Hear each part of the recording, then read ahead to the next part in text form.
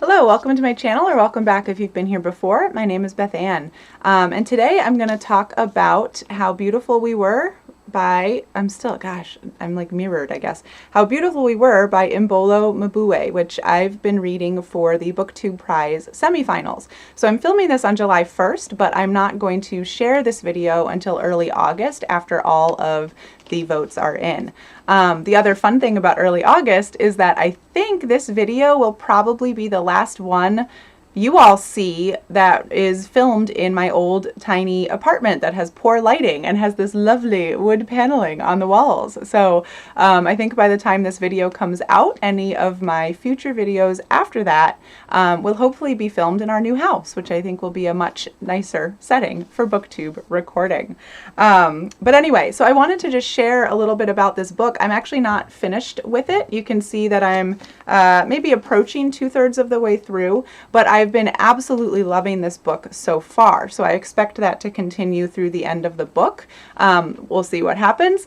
But yeah, I've just been loving it so far and finding the writing just absolutely beautiful. So I just wanted to share a little bit about that. So the premise of this book is we have a fictional village, that's the main setting of the action, a fictional village in a fictional country in Africa that has, this book takes place, at least where I am so far, it's taken place in the like 1970s into the 1980s. The last date that's been referenced so far is 1988.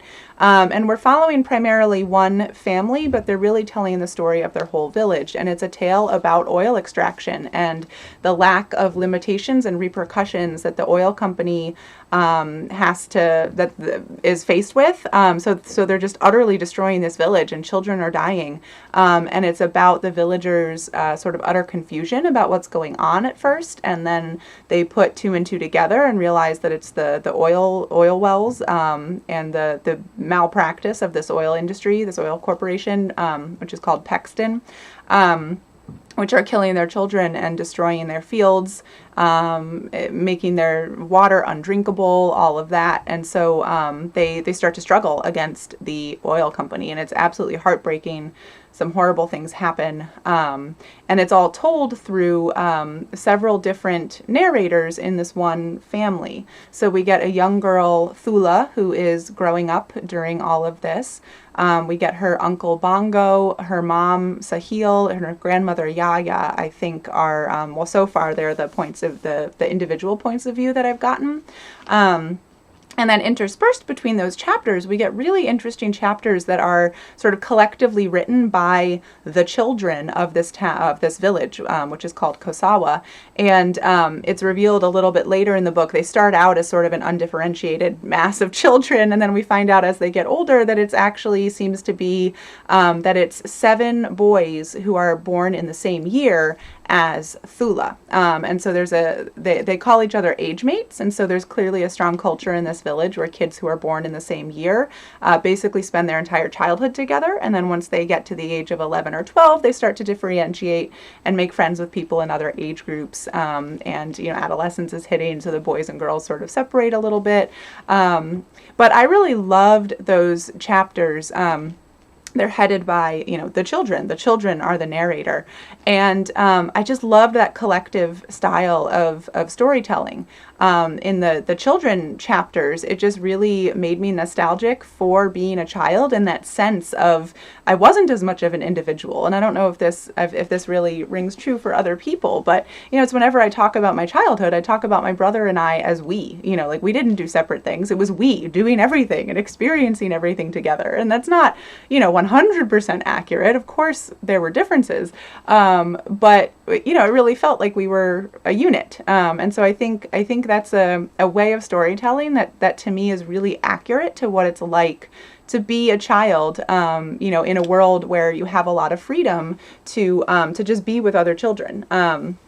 So I really enjoyed those chapters and thought they were really beautiful. Okay, so I just wanted to share a few snippets of this book.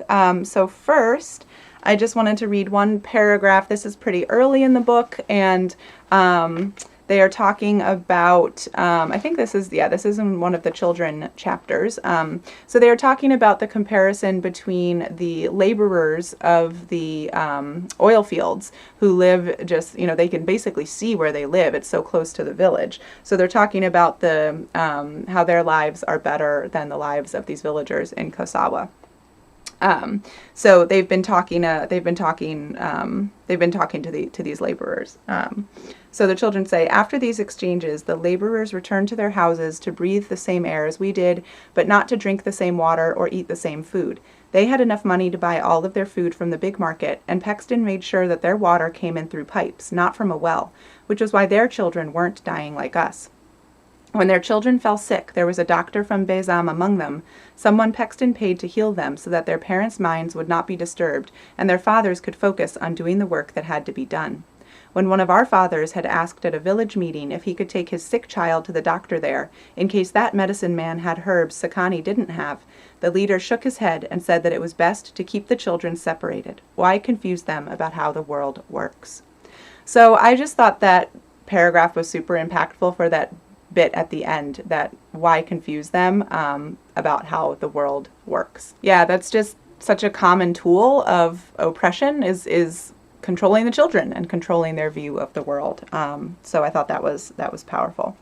So then later on, I wanted to just share a passage. So about 100 pages into the book, some of the leaders in the village are starting to think about if there's any way to get help, and they've had a suggestion from someone, and I don't want to give any spoilers, but there has been a suggestion that if their story could get out to America, so if they could somehow get their story into a newspaper in America, that Americans might be outraged about what their oil corporation is doing.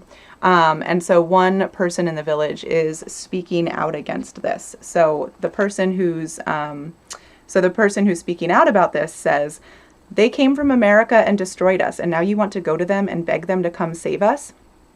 And then our narrator, Bongo, says, "It's not the same people, I say, though what I really want to say is that we have to leave now.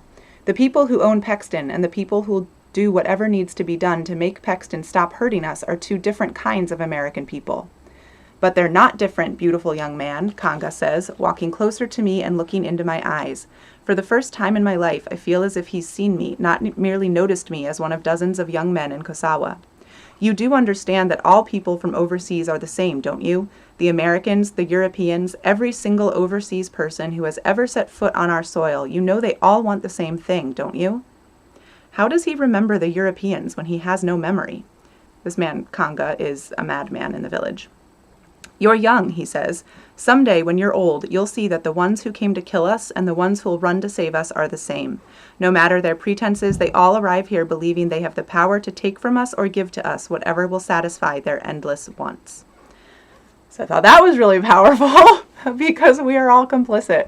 And the second half of the book is dealing with the fallout of this quest to try to get the good Americans, to help this village. And as you can imagine, it's complicated. And I just really liked the way that this character Kanga put it, where we're all the same, and how can some group of Americans that aren't the oil company, how are they truly helping if they've been benefiting from the oil company this whole time? And so we hear throughout the book about the cars in America and all this stuff. So yeah, I think that's really interesting, and is a good layer of complexity to the situation. Okay, and I'm just going to share one more passage. This is in a chapter narrated by Sahil, who's the mother of the family that we're following.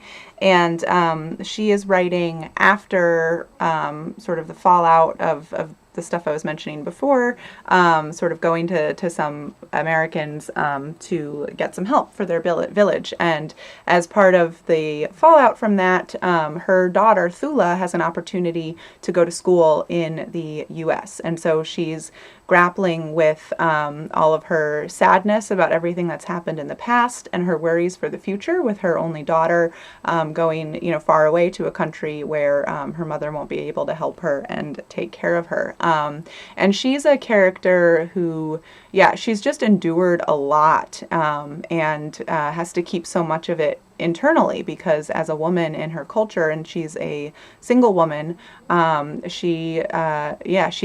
nowhere where she can ask for help. Women are sort of the mainstays of the family in a lot of ways. We hear throughout the book sort of this repeated message that women can endure anything and they're expected to endure everything. And so she's been enduring an awful lot. But yeah, so it's really heartbreaking to read from her perspective. But here was a paragraph that I really liked. So, my mother always cautioned me against dwelling on the past and the future. What happened will never unhappen, she liked to say. What is to happen will happen. Better you focus on what's happening in front of you. But on evenings like this, when I find myself sitting alone on the veranda, Yaya and Juba in the hut, Thula in America for several months now, my friends and cousins busy with their own concerns, I hear no other voices except those of the past and the future. They sit on either side of me, fighting over my mind. Remember what happened, the past says. Consider what might happen, the future says. The past always wins, because what it says is true. What happened lives within me, it surrounds me, ever present. I cannot trust the future and its uncertainty. So, that's How Beautiful We Were by Imbolo Mbue so far. Again, I'm really loving it, and I fully expect to love it through the end of the book. This is the first of my semifinals BookTube Prize reading. I am in the fiction category, so I have no idea how it'll turn out in my rankings, but presumably you are seeing this video in early August, and my rankings video for those semifinals will come out very shortly after this video, also in early August. So, thank you for watching. Have you read this book? Is it wonderful all the way to the end, or are my hopes up for nothing? But yeah, let me know what you think if you've read it, and if you haven't read it, what did you think of the passages that I read? Is it interesting? Do you think that you'll want to pick it up? All right, thanks for watching. I'll see you all in the next video. Bye.